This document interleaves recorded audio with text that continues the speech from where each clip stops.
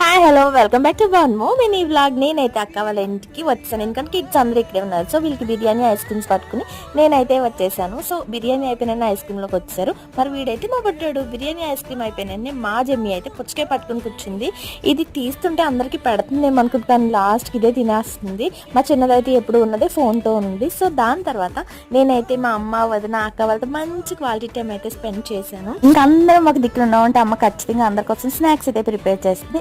అందులో భాగంగానే మా కోసం సమోసాలు అయితే ప్రిపేర్ చేసింది. సో సమోసా వేడివేడి సమోసా అయితే అందరం కూర్చొని తినేయడానికి సిద్ధమై మాకన్నా ముందుగా అయితే వీల్ స్టార్ట్ చేసేసారు. సో దీని తర్వాత రౌండ్ టేబుల్ సమావేశం అయితే వేసేసారు మా వాళ్ళు.